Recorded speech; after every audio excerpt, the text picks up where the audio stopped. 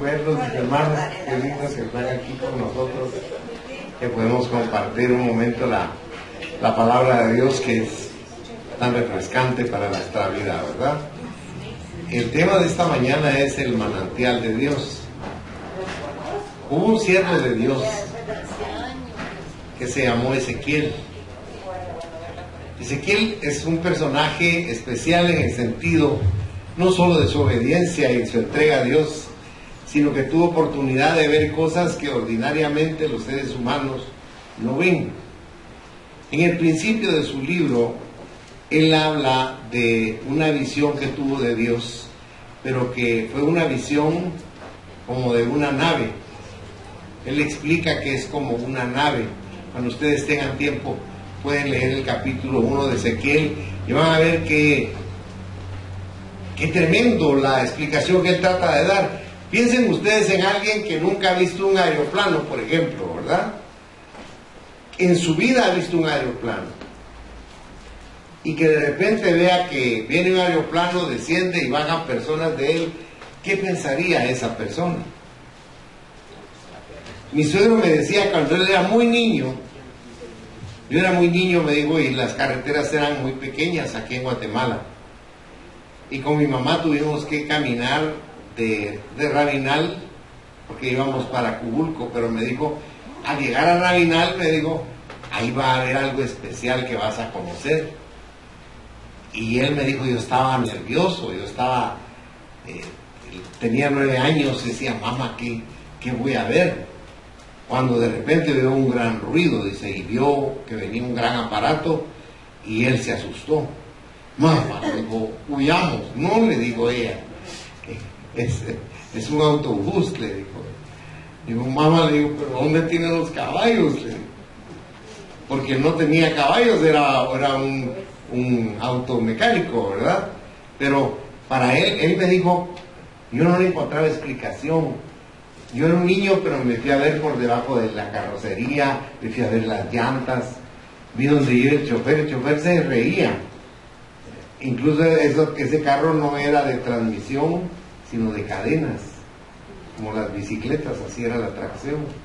Y él estaba asombrado de ver ese tipo de vehículo, un vehículo muy antiguo que él estaba viendo en los años 20. Entonces, les hago esa analogía brevemente porque cuando él vio el lugar donde Dios venía, él se asombró, pero da una descripción maravillosa. Sin embargo, Ezequiel, en su libro posteriormente, tiene una visión de Dios, y de eso es lo que vamos a hablar esta mañana. Él ve el templo de Dios, pero no el templo que hizo Salomón, sino un templo especial. Y de ese templo salen aguas que van a áreas que nosotros tenemos idea geográficamente dónde están y cómo fluyen. Pero Juan, y haciendo un anciano, estando en una isla muy árida, una isla prácticamente un lugar desagradable, solitario, porque ahí lo castigó el Imperio Romano que tenía que estar, y tenía un joven que era el que le iba escribiendo las visiones que él tenía. Él tiene una visión también, solo que de la ciudad de Dios, del cielo, y él tiene una gran analogía con lo que Ezequiel describe de lo que habla de Dios. Ezequiel habla más de 700 años antes de que Cristo nazca, y Juan habla aproximadamente 70, 80 años después de Cristo. Entonces es importante que nosotros lo veamos, porque el enfoque espiritual que tiene es para comprender cómo Dios en su misericordia quiere que nosotros comprendamos, como enseña Deuteronomio 8, versículo 3, que no vivimos solo de lo material, no solo de pan, dice en esa porción, vivirá el hombre, mas de toda palabra que sale de la boca de Dios, dice, vivirá el hombre. Y Él quiere enseñarnos a través de esto que nutramos nuestro ser. Miren, el ser humano siempre tiene un vacío existencial que intenta llenar de una y mil formas. Pero lo único que puede llenar ese vacío en nosotros es Dios. Y Él envió al Espíritu Santo por medio de Jesucristo para que Él llene esa necesidad que está dentro del ser humano. A veces pensamos que son las metas, alcanzamos las metas y el vacío sigue ahí. Nos proponemos obtener algo material, si ustedes quieren, y tampoco nos llena. A veces ni aún con la misma familia nos llenamos. Pero cuando dejamos que sea Dios, Él sí sacia nuestro interior. Y de esto vamos a hablar, porque Dios es un manantial de agua para nosotros. Pero es un agua especial. Perdón que use un elemento tan común, pero es algo que todos conocemos. Yo quisiera que me tuvieran paciencia porque les voy a leer Ezequiel 47 del 1 al 12 y les ruego con todo amor que lo vayan analizando conforme lo vamos leyendo, porque sobre eso va a versar el tema que vamos a desarrollar. Antes quisiera poner en las manos de Dios lo que vamos a compartir. Así que les invito a que cerremos nuestros ojos un momentito.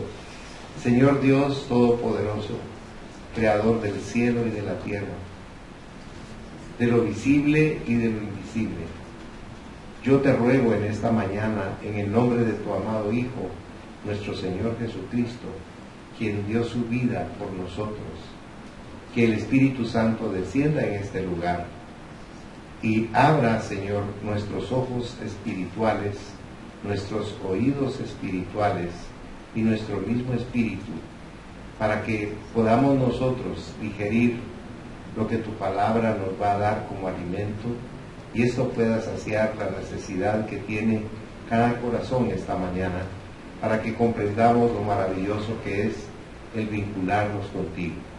En el nombre de Jesús lo agradecemos. Amén.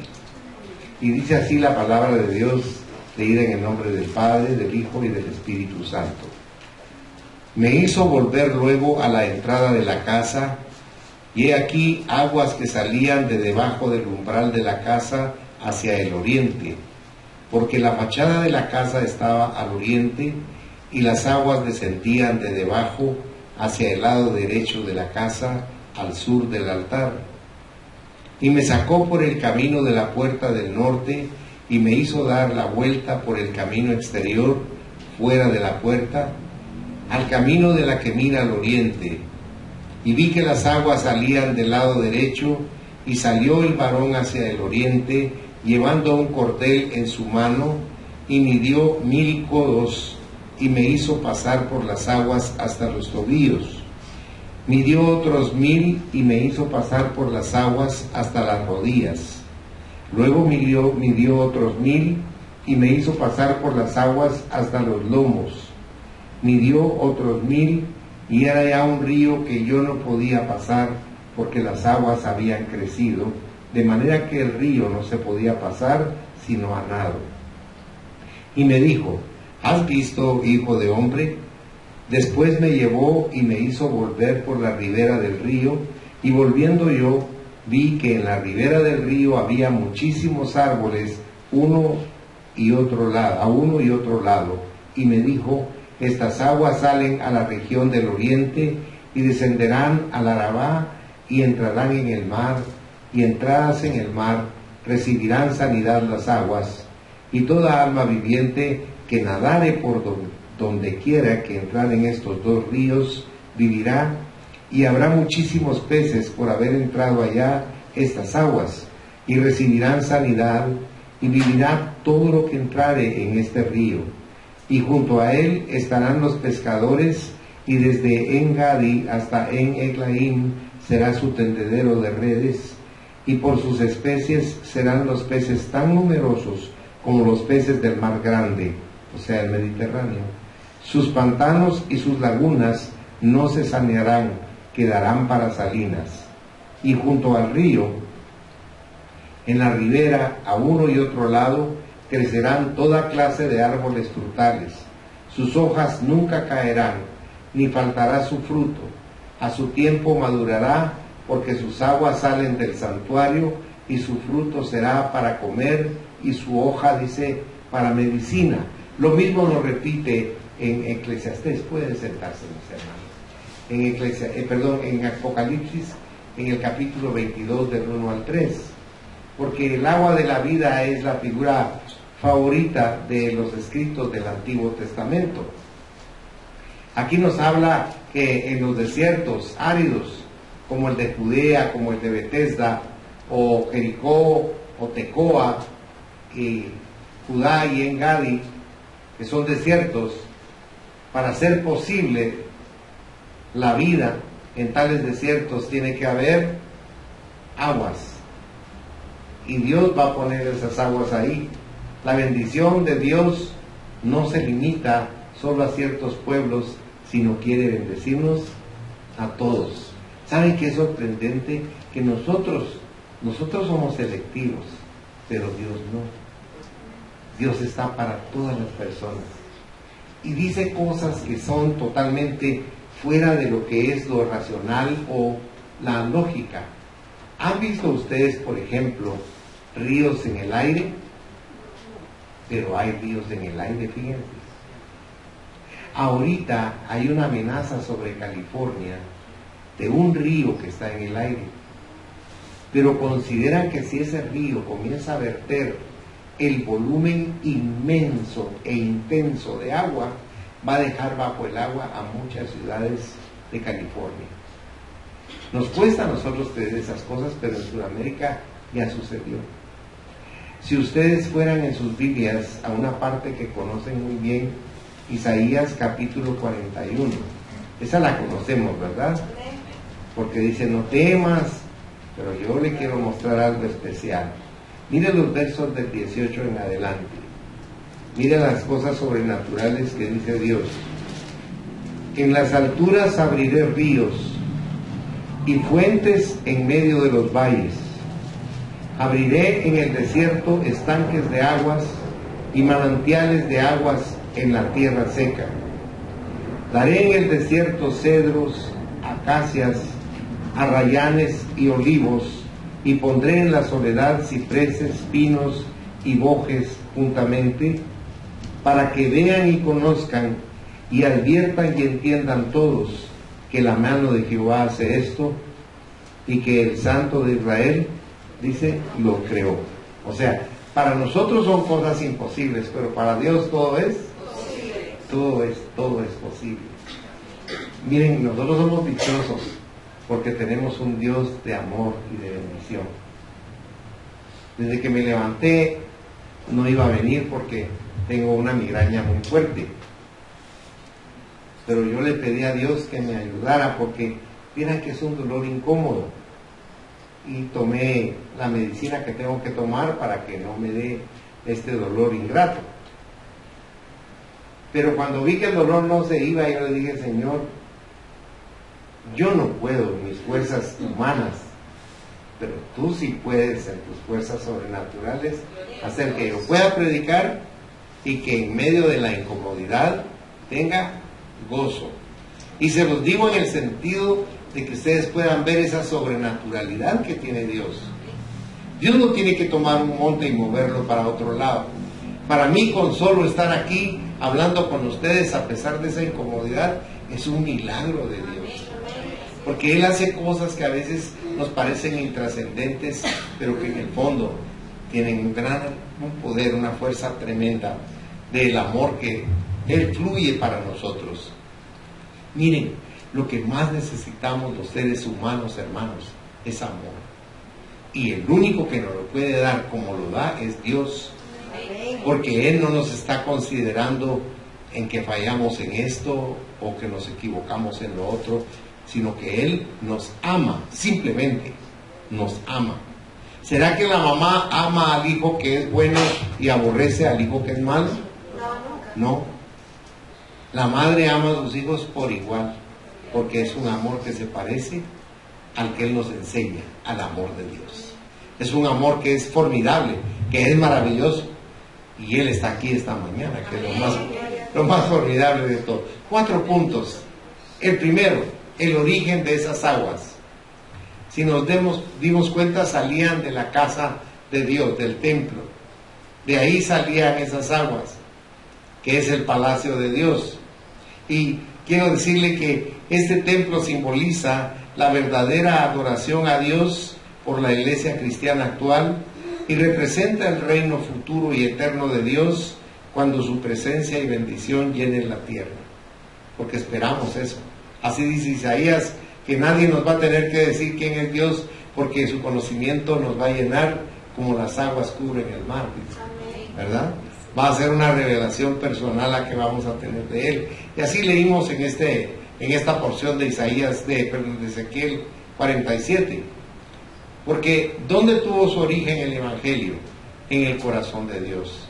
Y cuando usted analiza esa llamada que es tan conocida, Juan 3:16, usted ve que ahí dice, porque de tal manera, dice, amó Dios, dice, note por favor, yo siempre hago hincapié en eso, porque Dios no está amando a una religión o a un grupo determinado o a cierta gente impecable, no.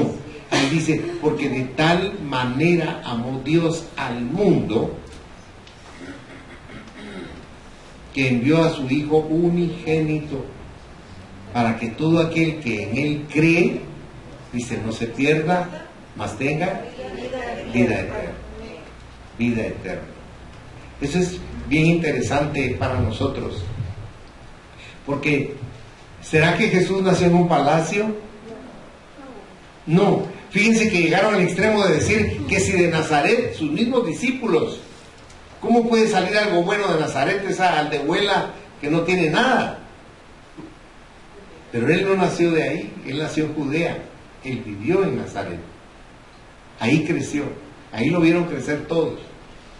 Y dice Lucas en sus memorias, en el libro que él escribe de su evangelio, porque María, la madre de él, se lo compartió, que Jesús crecía, dice, en gracia y en obediencia ante los ojos de todas las personas que ahí lo conocían.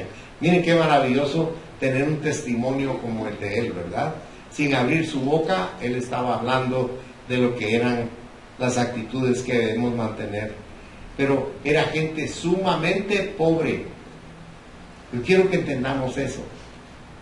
Jesús nació en un hogar sumamente pobre, escaso, y en esa época que se marcaba muchísimo más la crisis económica. ¿Cómo viviría José y María? Yo me imagino que haber sido una casa sumamente pobre, escasa. Pero es que estaba escrito.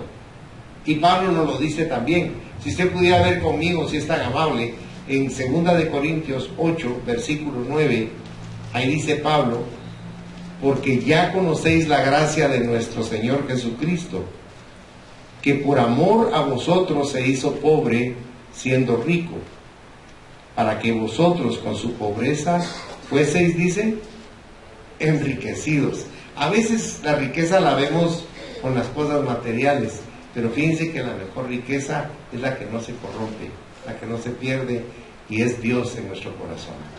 Esa es una riqueza imponderable, algo maravilloso para nosotros. Los 12 apóstoles, con excepción de Pablo, eran personas muy pobres y también eran personas ignorantes. Pablo no, él era un hombre que venía de una familia acaudalada y que tenía conocimiento, tenía educación, formación académica. Los otros apóstoles no. Pero cuando usted lee lo que escribieron esos hombres indoctos, usted se asombra de ver la capacidad que Dios les dio para plasmar semánticamente, no ideas, sino la palabra de Dios, que es viva y es eficaz y corta más que cualquier filo, porque penetra hasta lo más hondo del ser humano, porque eso es lo que Dios quiere, entrar en nosotros, y entra a través del poder del conocimiento de su palabra. Fíjense que Pablo, cuando habla con los corintios, Corinto tenía 2 puertos, porque era el estrecho del Peloponeso, y eran 2 puertos famosos donde prácticamente circulaba lo de la ruta de la seda ya en esa época. O sea, era un comercio enorme.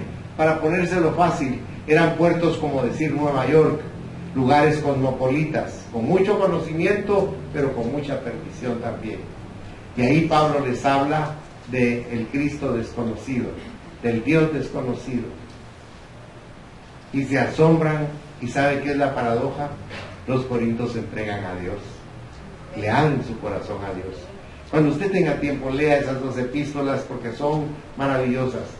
Uno ve a Pablo con qué paciencia les enseña y les explica. Pero aquí estamos viendo que con toda su apariencia de debilidad, la fuerza venía de Dios. Porque Pablo escribe en Romanos, en el capítulo 1, si usted lo puede ver, en el versículo 16 dice: porque no me avergüenzo del Evangelio. Mire qué tremendo. No me avergüenzo del Evangelio. ¿Por qué? Porque es poder de Dios, dice, pero note, para salvación. Primeramente, ¿a quién dice? Al judío, ¿verdad? Pero también al griego. O sea, Dios quiere que tengamos conocimiento para que nos salvemos. Y Pablo les dice a los corintios en el capítulo 2 de su primera epístola que él no llega a ellos hablándoles con erudición, sino que llegan a ellos hablándoles con un conocimiento que ha sido velado por todos los siglos. Un conocimiento escondido que no está al alcance de todas las personas. A veces cuando uno lee eso del principio, uno piensa, pero ¿por qué ese conocimiento no estaba al alcance de todas las personas? Pero no le está diciendo en ese sentido. Porque aquí en Guatemala hay lugares donde los padres no pueden enviar ni a la escuela a sus hijos, no digamos a la universidad. Está hablándolo Dios porque Pablo explica en esa misma porción que el ser humano que no ha sido nacido de nuevo no puede comprender el lenguaje espiritual de Dios, porque se tiene que discernir espiritualmente, de manera que una persona que no ha nacido de nuevo, explica Pablo, escucha esta palabra como una locura, porque no se puede discernir en la carne, solo espiritualmente. Por eso es tan formidable cuando entendemos que el conocimiento que Dios nos quiere dar despierta nuestra conciencia, mueve nuestro corazón e ilumina nuestra alma. Esto nos da abundante vida y vida espiritual, que es lo que nosotros necesitamos, porque al tener vida espiritual vamos a producir fruto, y ese fruto, si ustedes notan, es un fruto que Pablo explica en Gálatas, ¿se recuerdan? ¿Cuál es la primer parte de ese fruto? El amor. Como que fuera una naranja, es ese fruto. Amor, gozo, paz, paciencia, bondad, fe, mansedumbre, templanza, etc. Ustedes, gracias a Dios, ustedes lo saben. Pero, ¿saben qué es lo lindo? Que lo alcancen a disfrutar. Porque ese es el propósito, ¿verdad? A veces estamos en un lugar, pero nuestro ser no tiene paz, porque dentro tenemos una turbulencia. Pero cuando Dios nos entrega espiritualmente y espiritualmente recibimos nosotros el don, el carisma, el regalo, lo que obtenemos es una paz que es fuera de lo común. Jesucristo dijo: mi paz os dejo, mi paz os doy, pero digo, no como el mundo la da, yo os la doy, porque es una paz superlativa, es una paz llena de gozo, de serenidad y de amor. Es esa paz que nosotros debíamos anhelar y querer tener en nuestra vida diariamente. Lo segundo que vemos, aparte del origen de las aguas, es el aumento de esas aguas. Si ustedes notaron, según la medida teológica, eran 525 metros lo que iba avanzando. Cada 525 metros el agua iba teniendo más caudal, pero también más profundidad. Ahora, al principio de la Biblia hay un río. Yo le quiero hacer un paréntesis. El río es figura del Espíritu Santo. Al principio de la Biblia hay un río, y al final de la Biblia hay un río también. Véanlo conmigo si está bondadoso en su Biblia. Vamos a ir a Génesis en el capítulo 2, versículos del 10 al 14. Mire cómo nos lo explica. Dice: y salía de Edén un río para regar el huerto, y de ahí se repartía en 4 brazos. El nombre de uno era Pisón. Este es el que rodea toda la tierra de Ávila donde hay oro, y el oro de aquella tierra es bueno. Hay ahí también bedelio y ónice. El nombre del segundo río es Gijón. Este es el que rodea toda la tierra de Cus. Y el nombre del tercer río es Hidekel, o sea, el Tigris. Este es el que va al oriente de Asiria, y el cuarto río es el Éufrates, que ese lo hemos oído con más frecuencia. Ahora vaya conmigo a Génesis, por favor. Génesis capítulo 22, veamos los versículos 1 y 2. Aquí dice Juan: después me mostró un río limpio de agua. ¿De qué dice su Biblia? De vida, resplandeciente como cristal, que salía del trono de Dios y del Cordero. En medio de la calle y a uno y otro lado del río estaba el árbol de la vida, que produce 12 frutos, dando cada mes su fruto, y las hojas del árbol eran para la sanidad de las naciones. Si usted nota, entonces, desde Génesis hay un río que tiene un objetivo, y en el cielo, en la ciudad de Dios, también hay un río que tiene un objetivo. Y aquí hay un río, pero usted no lo logra ver, porque ese río es el Espíritu Santo. Está corriendo aquí en medio de nosotros para darnos esa frescura que Él provee en el interior de nuestro ser. A veces nuestro ser está cansado. En una oportunidad hablé con un hombre que era sumamente rico, tenía muchísimo dinero, y él me dijo a mí: fíjese, Miguelito, me dijo, que aunque usted no me lo crea, lo que más desearía yo es saber de lo que hay del otro lado, porque tengo 98 años, ya le di la vuelta al mundo, ya disfruté de todos los placeres que puede disfrutar un hombre, tengo todo el dinero que pueda imaginarme, ya tengo para mis hijos toda la herencia material que les tengo que dejar, pero mi agonía diaria es pensar: ¿y a dónde voy a ir? ¿O qué me va a pasar en el momento que cierre mis ojos? Desafortunadamente en ese tiempo yo no conocía a Cristo, no supe qué decirle,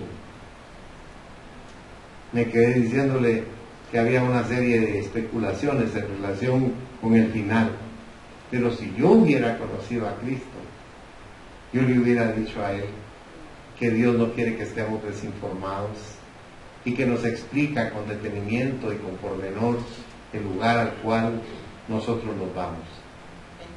Porque la vida no es simplemente venir aquí y tener la rutina que tenemos, simplificándolo. Aquí estamos para ser probados, para ver si vamos a obedecer o no los preceptos de Dios, para regresar a una eternidad donde no vamos a conocer todas las vicisitudes que atormentan la vida del humano en esta tierra, porque ese lugar no es la tierra, es la dimensión donde Dios desarrolla todo su poder. Incluso sé decirle, ahí no se duerme a los que se levantan tarde. Dice que ahí no va a haber noche, todo el tiempo es día.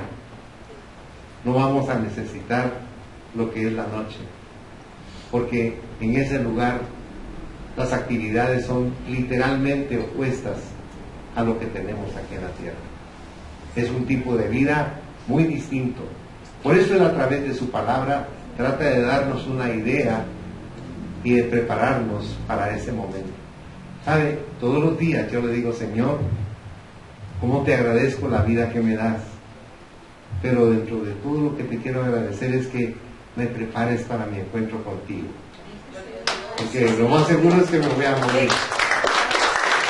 Pero qué lindo es estar preparado. Que no me sorprenda la muerte, que no tenga temor de la muerte, y que no trate de meterme una idea en la cabeza para no tener ese miedo. No, sino tener la vivencia que he tenido con un Dios sobrenatural que me ha permitido conocerlo, que me ha permitido tenerlo, que me ha permitido verlo. Miren, cuando yo estuve en el ocultismo, cuando yo estuve en el mundo, cuando practicaba metafísica, miren cómo nos desvanecíamos. Miren el orgullo que entra en el corazón del ser humano cuando logra alcanzar cosas sobrenaturales como la telequinesis, como el viajar de una parte a otra donde uno quiera viajar, saliéndose del cuerpo físico, como poder escuchar lo que las personas están pensando, como poder levitar. Fíjense qué cosas tan menudas, y sin embargo hacen que el ego de uno se hinche como una vejiga. Vaya que Dios tiene un alfiler especial, aunque lo desinfla a uno, para que uno entienda que eso es solo vacío.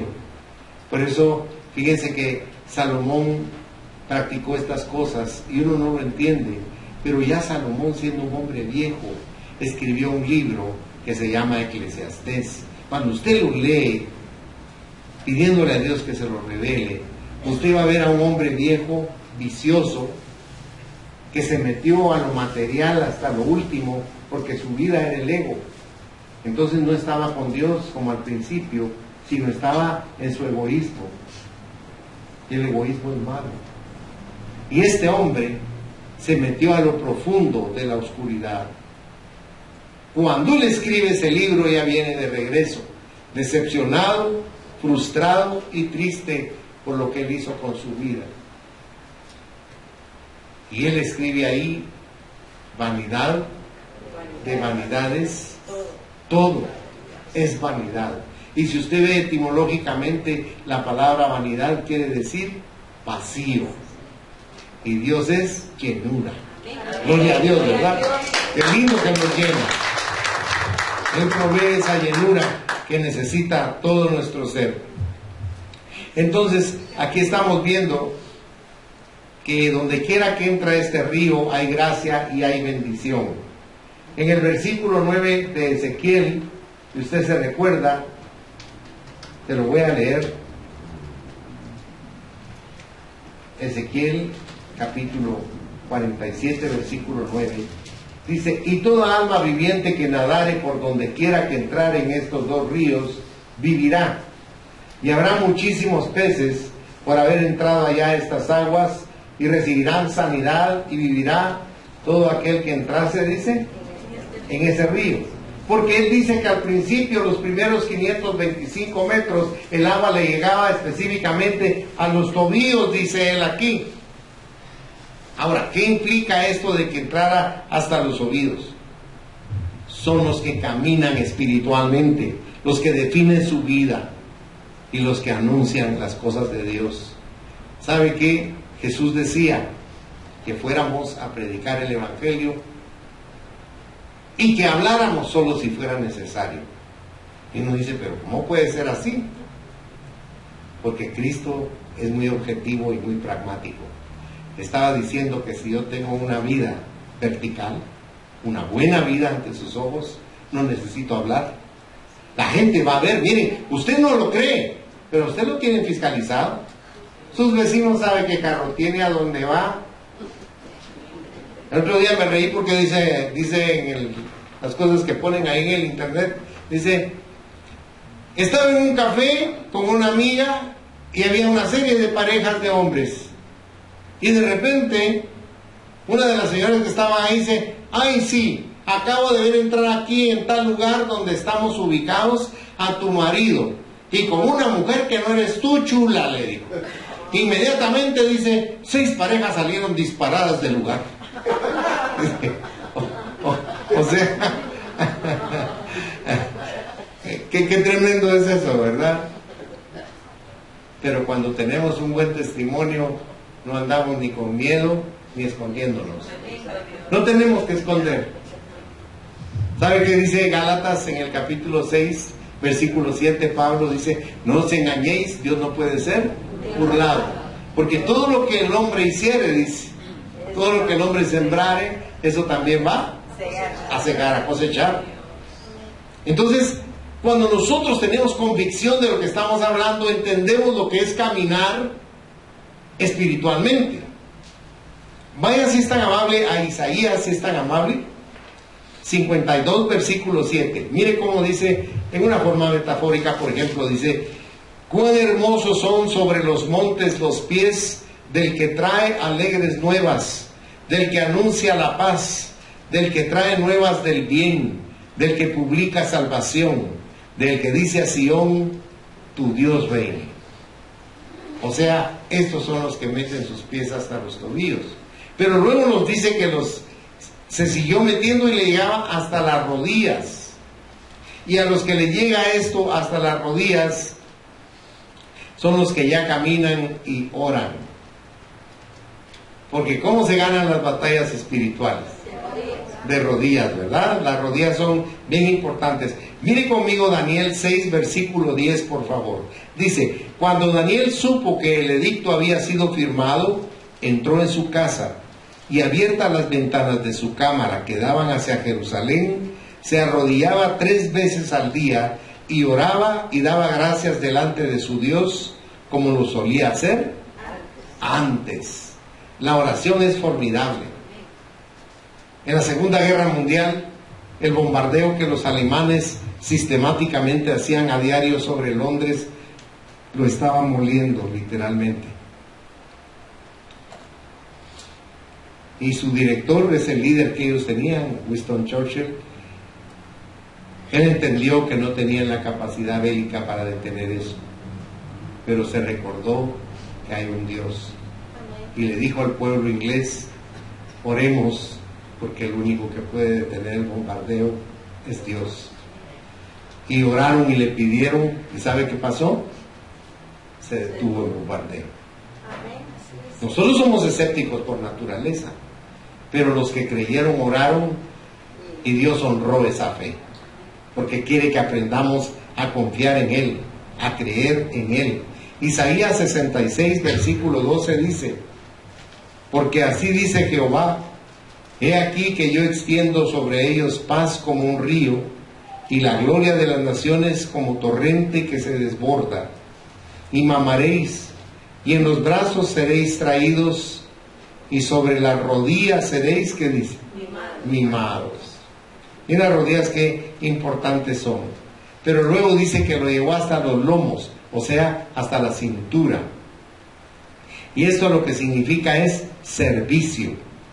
Servir. Mire, ¿se recuerda que hay un dicho popular que dice: el que no sirve, no sirve? ¿Verdad? Tenemos que servir, hermanos. Tenemos que aprender a servir. Y Dios quiere que sirvamos. Y esto es lo que nos está enseñando Ezequiel en esta porción de cuando se mete hasta los lomos. Si usted va a Primera de Tesalonicenses, capítulo 1, versículo 9, dice: porque ellos mismos cuentan de nosotros la manera en que nos recibisteis y cómo os convertisteis de los ídolos de Dios. ¿Para qué dice su Biblia?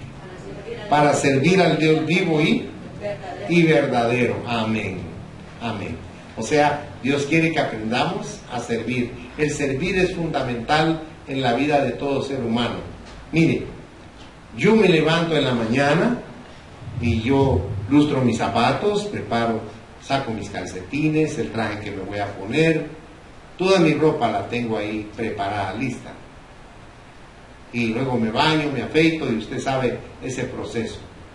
Pero cuando yo ya estoy listo, ¿sabe qué? Me llega aquel olorcito a café fresco, delicioso, fíjese. Y entonces me apuro, me pongo mi corbatita y mi babero para no mancharme y me voy a sentar a la mesa que ya está servida. Un par de huevos así estrellados, deliciosos, frijolitos volteados, platanitos fritos. ¡Ah, miren! ¿Pero apareció eso por arte de magia? No. Hubo una persona que en lo que yo estaba arreglándome, ella se apuró para irme a preparar eso. Se llama esposa. Benditas sean las esposas, hermanos. Dios las bendiga. Seres de servicio, que sirven con amor.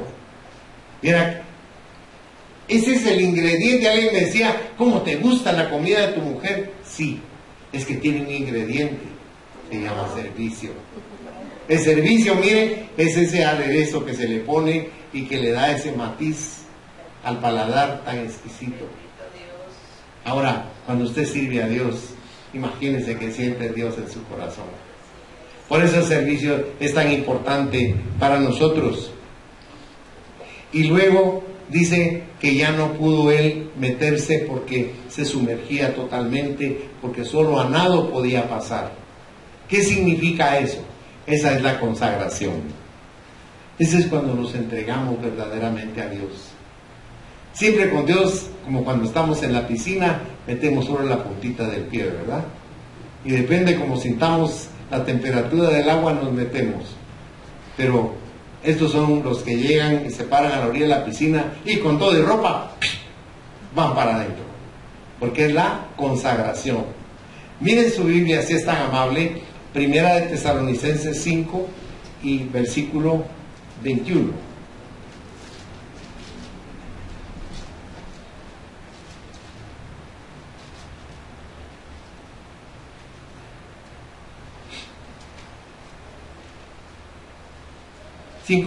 es perdón.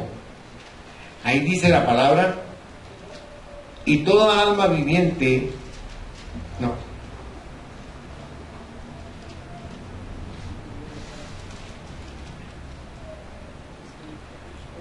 aquí está. Y el mismo Dios de paz, note, os santifique por completo. Yo quiero que le ponga atención, porque no es un esfuerzo de parte suya, en el sentido de ser usted el que se santifique, sino que aquí nos está diciendo, y el mismo Dios de paz os santifique por completo, y todo vuestro ser, espíritu, alma y cuerpo, sea guardado irreprensible para la venida de nuestro Señor Jesucristo. O sea, cuando nos consagramos, es Dios quien hace con su poderío que nosotros seamos transformados. Pablo en Filipos, en Grecia, les dice a los filipenses, en el capítulo 1 de su epístola y versículo 6, les dice, estoy persuadido de que el que empezó en mí la buena obra, la concluirá hasta el día de Jesucristo. O sea, no se preocupe, porque nosotros somos como aquella canción antigua, ¿se recuerda? Que decía 4 pasos para adelante y otros 4 para atrás. Y a veces avanzamos con potencia espiritualmente, pero fallamos y retrocedemos. Pero el que está sosteniéndonos y llevándonos siempre adelante es el Espíritu Santo. Él nos ayuda en nuestra debilidad para que nosotros podamos subsistir y poder seguir adelante como Dios quiere que hagamos. Nosotros debemos entender que nuestro cuerpo y nuestro entendimiento debe estar bajo la voluntad de Dios, porque así todo lo que hagamos va a ser bueno. Pablo explica en Romanos capítulo 12, versículo 2, de 1 y 2. Recuerde algo, por favor. Roma era una ciudad cosmopolita, era la capital del imperio, tenía más de 1 millón de habitantes en esa época. Piensen, por favor, el tamaño, la dimensión que en esa época tenía esa ciudad. Cuántas personas vivían ahí de diferente forma de pensar, de diferentes ideas y conceptos. Y Pablo les explica esto. Y él empieza diciéndoles, así que hermanos, dice, os ruego, note, por las misericordias de Dios, que quedes, que presentéis vuestros cuerpos, como dice, en sacrificio vivo, santo y agradable a Dios. Él sabe que para nosotros es un sacrificio. Mire, usted tiene 10 años de no ver a aquel grosero que le ofendió, que le robó y que le hizo una barbaridad, pero usted tiene a Dios en su corazón, su vida ha cambiado y usted dice, ay sí, y si me lo encuentro yo hasta le voy a decir adiós, dice uno. Y de repente va uno en la calle diciéndole, gracias Señor porque cambiaste mi vida, y pum, aparece aquel ahí. Ahí viene ese infeliz, dice. Ay no, pero Dios quiere que lo salude. Dice uno, pero es que lo que me hizo es, si lo saludes, no tener vergüenza, no tener dignidad totalmente. No, mejor en el nombre de Dios no voy por otra calle y se va por otro lado. Por eso ahí usted puede entender por qué Pablo nos está invitando a que presentemos esas actitudes como un sacrificio para Dios, como un holocausto para Dios. Porque Él sabe que somos así, nuestra naturaleza es así. Tenemos una fuerza tremenda en nuestro orgullo. Y el único que lo puede doblegar es el amor de Dios. No hay otra cosa que lo doblegue. Por eso dice el versículo 2, no tomen la forma de las personas ordinarias del mundo. Dice, no os conforméis a este siglo. Pero luego aconseja, sino transformaos. Esa es una palabra griega, metamorfosis. Transformarse, cambiar. ¿De dónde? De la mente. Dice, que nos cambiemos en nuestra manera de pensar. Ahora, ¿cuál es el propósito de cambiar la forma de pensar que tenemos tan erradicada en nuestro ser? Poder conocer cuál sea la perfecta y buena voluntad de Dios para nuestra vida. Mire, el poder en el hombre es algo que lo avasalla. ¿Por qué? Porque al hombre le gusta dominar. Pero fíjese que Dios nos da un poder superlativo. Pero ese poder no es para dominar a los demás. El poder que Dios nos da es precisamente para dominar esas actitudes, ese accionar que tiene nuestro ego, nuestra soberbia, nuestra arrogancia. Por eso Dios nos da esa fuerza para que lo comprendamos. El tercero son las bendiciones que producen esas aguas. Jesús usó la figura de esas aguas junto al pozo de Sicar, se recuerda, donde se juntó con la mujer samaritana, que como dirían en Guatemala, era más larga que la pared, ¿no? Pero esta mujer, fíjate, es que yo quiero que note algo especial. Era una mujer que tenía que ir a una hora en que no estuvieran las otras mujeres, porque les había quitado el marido. Entonces tenía que ir a una hora en que no hubieran mujeres. Y cuando ella llegó, lo único que estaba ahí sentado era Jesús. Un judío, dijo ella. Si los judíos no le hablan a los samaritanos, estoy amolada. Y cuando llegó y se acercó, el judío se para, la mira con una mirada tan dulce que nunca en su vida la habían visto así. Con lascivia la habían mirado, pero con amor no. Y ella se quedó de ver a aquel hombre empolvado, pero con un rostro tan limpio. Y le dijo, dame de beber. Ella le dijo, pero ¿cómo tú? Fíjese cómo es el ser humano. Cualquiera hubiera dicho, ay sí, tiene sed, pobrecito, y le da de beber. No, se le quedó viendo y le dijo, pero ¿cómo tú, le digo, siendo judío, me hablas a mí, que soy samaritano? Si somos enemigos. Y la respuesta de Jesús, ¿cuál fue? Si conocieras el don de Dios, y quién es el que te pide de beber, tú le dirías a él, dame de beber, y vuelve a entrar la mente natural. Y le dice ella, pero ¿cómo me vas a dar de beber? Mira la profundidad a la que hay que sacar el agua, y no tener ni un jarrito para darme, porque ella le estaba tomando todo literal. Pero mírelo conmigo, por favor, en la palabra, porque es bien hermoso ver esto en San Juan 4, versículos del 10 al 14. Respondió Jesús y le dijo, si conocieras el don de Dios, y quién es el que te dice, dame de beber, tú le pedirías, y él te daría agua viva. La mujer le dijo, Señor, no tienes con qué sacarla, y el pozo es hondo. ¿De dónde pues tienes agua viva? ¿Acaso eres tú mayor que nuestro padre Jacob, que nos dio este pozo, del cual bebieron él, sus hijos y sus ganados? Respondió Jesús y le dijo, cualquiera que bebiere de esta agua, volverá a tener sed. Mas el que bebiere del agua que yo le daré, será en él una fuente de agua que salte para vida eterna. Mire, Jesús usaba cosas muy simples, muy comunes, para que las personas pudieran comprender el propósito espiritual con el que las estaba enseñando. Yo le escribí una notita que le voy a leer rápidamente porque estamos terminando el mensaje. Agua viva, agua de vida. ¿Qué quiso decir Jesús con agua viva? En el Antiguo Testamento muchos versículos se refieren a la sed de Dios como sed de agua. En el Salmo 42:1 dice: como el ciervo brama por las corrientes de las aguas, así clama por ti, oh Dios, el alma mía. En Isaías 55:1 dice: a todos los sedientos, venid a las aguas, y los que no tienen dinero, venid, comprad y comed. Venid, comprad sin dinero y sin precio vino y leche. En Jeremías 2:13 dice: porque dos males ha hecho mi pueblo. Me dejaron a mí fuente de agua viva y cavaron para sí cisternas rotas que no retienen agua.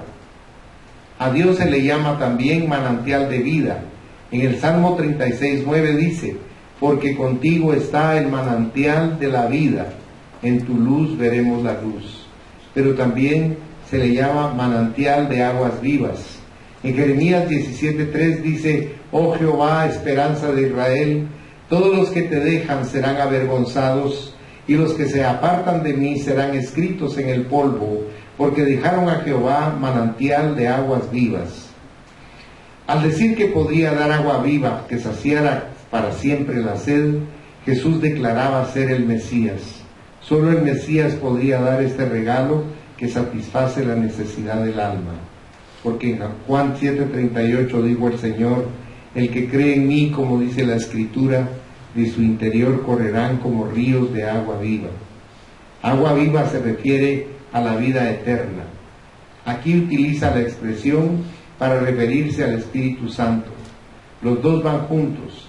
Donde quiera que se acepte el Espíritu Santo, trae vida eterna. Jesús enseña más acerca del Espíritu Santo en el Evangelio de Juan, en los capítulos del 14 al 16. Él además le dio el poder a sus seguidores en Hechos capítulo 2 en el Pentecostés, y desde entonces ha estado al alcance de todos los que aceptan a Jesús como su Salvador. O sea, esa fuerza de Dios está en nosotros siempre, si nosotros la buscamos, si nosotros la anhelamos, porque Dios quiere que entendamos que esa agua está a disposición de todo aquel que quiera beberla.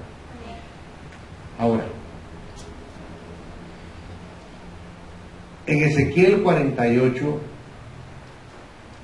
nos habla a nosotros y dice,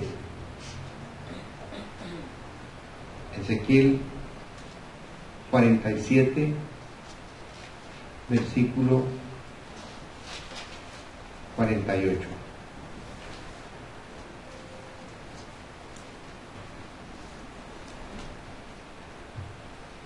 Versículo 8 es, perdón. Y me dijo: estas aguas salen a la región del oriente y descenderán al Arabá y entrarán en el mar y entrarán en el mar, recibirán sanidad las aguas. Yo quiero explicarle algo. La Biblia habla de una manera especial cuando dice el mar. El mar se refiere al mundo, a las personas. Y cuando habla que estas aguas van a entrar en el mar, está hablando del Evangelio. El Evangelio es figura de un río que cuando entra lo que hace es purificar, limpiar. Y eso es lo que estas aguas van a hacer en el mundo. Es lo que están haciendo actualmente, limpiando el corazón de las personas.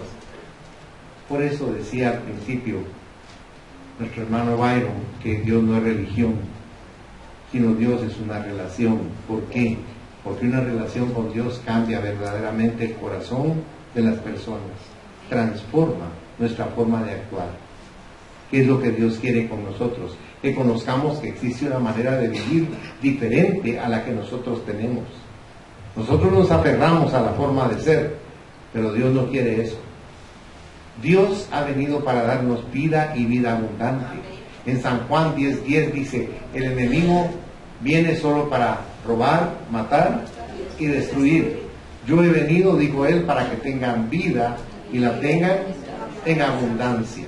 Y concluyo el mensaje con los peligros junto a estas aguas. Aquí nos habla en estas aguas que el río se va a partir en dos brazos. Un brazo va a entrar a la depresión más grande que hay en el mundo, que es el Mar Muerto. Es muerto porque solo recibe, no da nada.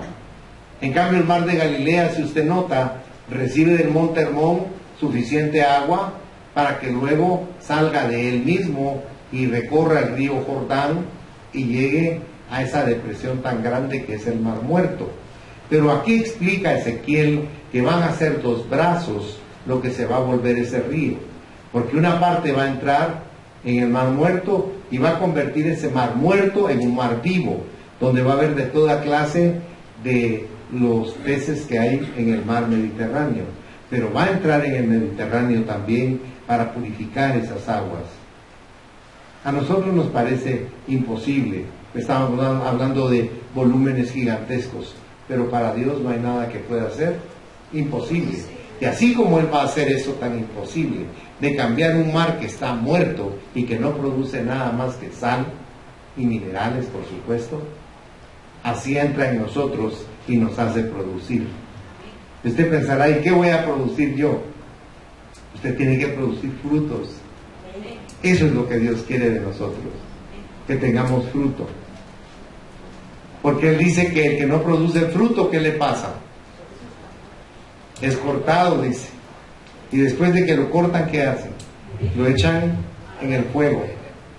No sirve para nada, dice, ¿verdad? Por eso nosotros tenemos que producir fruto.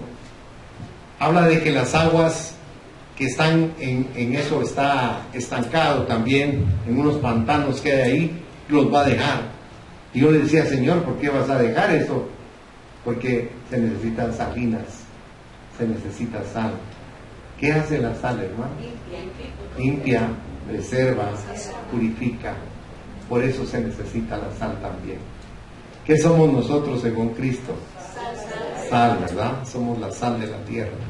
O sea, que Él quiere que nosotros seamos un agente de purificación para las personas de manera espiritual, y le reitero, con nuestro testimonio. Mire, un testimonio habla más que 1000 palabras.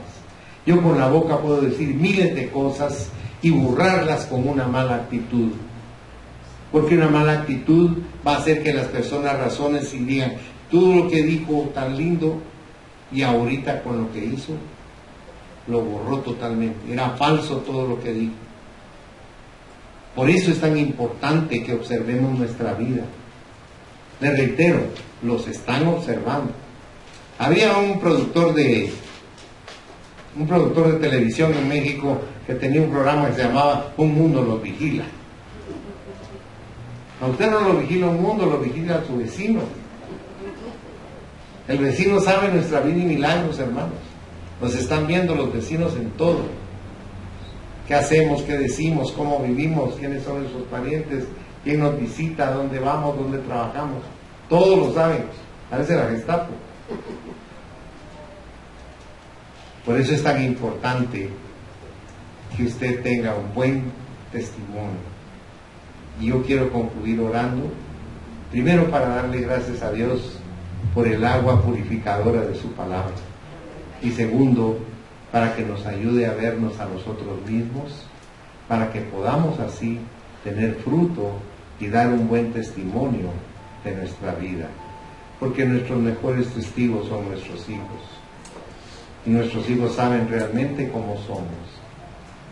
A veces proyectamos solo una imagen,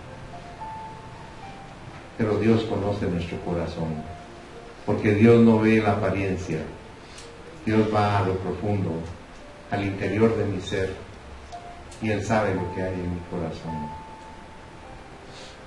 Por eso la palabra de Dios es tan maravillosa, porque nos hace pensar en que no es tan simple como pensamos. Y le voy a dar un último consejo.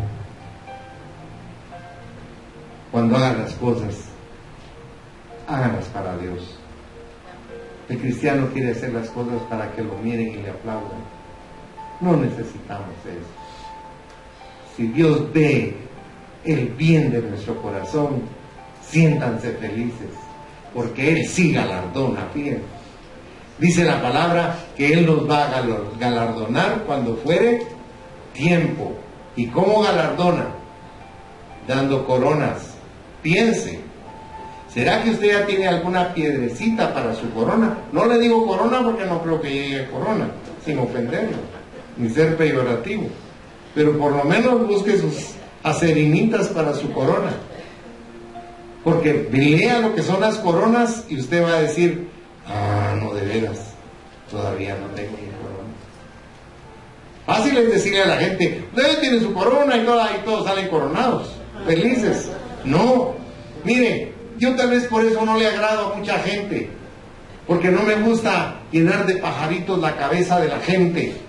A mí me gusta ir a la palabra, hermanos, porque la palabra es dura, nos sacude, y eso necesitamos, que nos sacudan el polvo de la apariencia, de la hipocresía, de la fantasía, y que entendamos que ante Dios no vamos a llegar a decirle, es que yo tenía una unción que solo hacía así y salía polvo de oro. No, no, hermano, no, hermano, eso no funciona con Dios. Nos vamos a asombrar cuando estemos frente a Dios y nos diga, Señor, del lado de los cabros, Señor, si he sido oveja, cabro, pásese para allá. No lo estoy inventando, léalo, Mateo 25. Y sí que mucha gente se va a enojar con él y decir, ve, mirá, está puro ovejita, no sos oveja, sos cabra, al monte. Hermanos, de veras va a ser, y no nos va a gustar, nos va a caer. Pues ¿saben qué? Si yo a ustedes les hablo la verdad, ustedes me van a bendecir. Y por ustedes voy a tener corona. Ustedes me van a ayudar a que tenga mi corona si soy honesto y les hablo la verdad de Dios, no los entretengo con cosas que les agraden. A veces queremos ir a la iglesia que nos digan cosas bonitas. Usted no viene aquí a oír cosas bonitas, usted viene a oír aquí la voluntad de Dios, de su palabra. Ni a mí me viene a oír sino la palabra de Dios, porque esa sí es perfecta. La palabra de Dios es perfecta. Cierren sus ojitos, por favor. El río de Dios sanará las aguas del mar muerto. Esta es otra ilustración de la naturaleza vivificante del agua que fluye del templo de Dios. El poder de Dios puede transformarnos, no importa cuán mal estemos y cuán faltos de vida. Su poder de amor en Cristo quiere sanarnos. Padre, por favor, ayúdanos a no amarnos. Ayúdanos a analizar espiritualmente tu palabra y descubrir la necesidad que tenemos de ti cada día. Porque tu palabra dice que toda dádiva y todo don perfecto desciende del Padre de las luces, en el cual no hay cambio ni sombra de variación. Queremos, Señor, recibir tu perfección. Queremos recibir de ti la ayuda que necesita nuestra vida para ser personas que produzcan el fruto del Espíritu Santo, que sea una meta en nuestro corazón, y quita de nosotros la vanidad y la arrogancia, y permite que todo lo hagamos para ti, no para que nos vea la gente. No necesitamos decir eso, tú lo ves todo, Señor.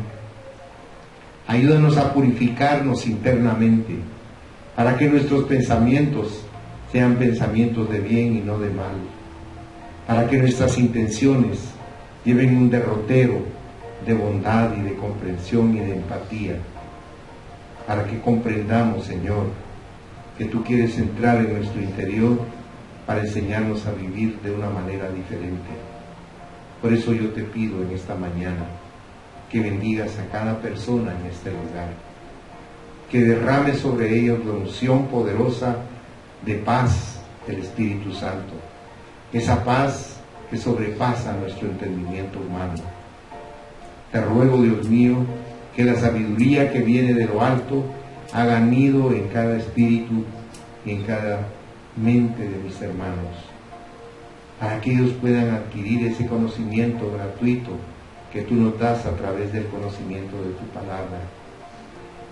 Por eso, Padre, bendice a cada persona en este lugar, que no está aquí por una casualidad. Tú los trajiste, Señor. Tú nos ubicaste en este lugar. Bendito sea tu santo nombre. Y si tú nunca le has abierto tu corazón a Jesús, ahí donde estás sentado, dile: Señor Jesús, yo necesito que el río de tu amor entre en mi corazón para que me limpie, para que me restaure, para que me haga sentir gozo y santidad. para que me refresque mi alma cansada, para que anhele tener un tipo de vida alegre contigo. Perdóname, Señor, mis equivocaciones y errores, pues me arrepiento, y te ruego que te quedes morando en mi corazón para siempre. Te lo pido, Padre, en el nombre de Jesús. Sigan orando, mis hermanos. Si alguien hizo esta oración por primera vez en su vida, levante su mano. Yo quiero bendecirle y orar por usted. Amén. Ven, ven. Yo voy a orar por usted.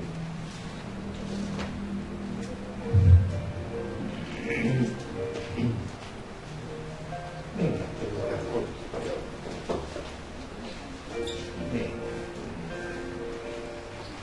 Padre, yo te doy gracias por la vida de tu Hijo y te pido que lo bendigas, concediéndole todo lo que anhela en su corazón y recibiendo esa bendición poderosa del Espíritu Santo, para que no solo sea fuerza en su organismo, sino fuerza en su espíritu, y que tu gozo no sea parte de su vida, y que Él sea un difusor de bendición para toda su familia, en el nombre precioso de Jesús. Amén.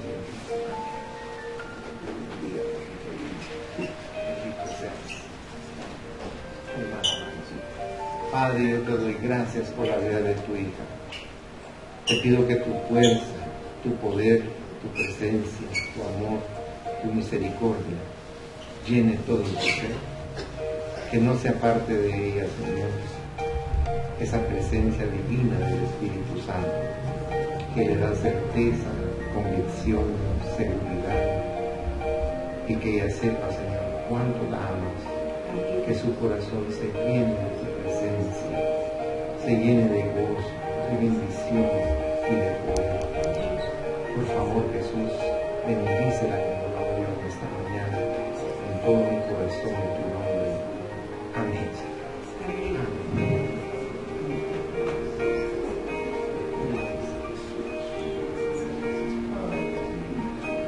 Padre, yo te doy gracias por la vida de tu Hijo.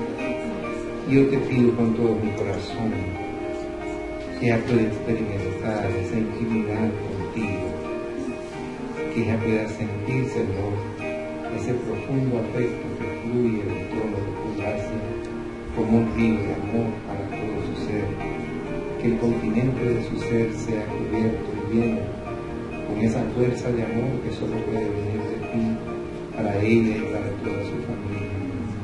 Que la bendición tuya la siga donde quiera que vayas, y que a través de ella bendigas a toda su familia por nombre, y que la guardes, que la prosperes y que la levantes con todo el poder de tu amor, para que ella pueda sentir esa certeza de que tú la estás cubriendo, la estás bendiciendo, la estás amando cada día más, que se sienta acogida, Señor, por la calidez de tu tierno amor como una niña, y que se sienta feliz de tener un padre que se preocupa por ella y su familia, y que los bendice y los guarda.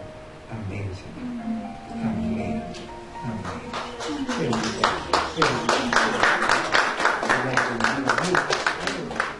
bendita sea. Amén.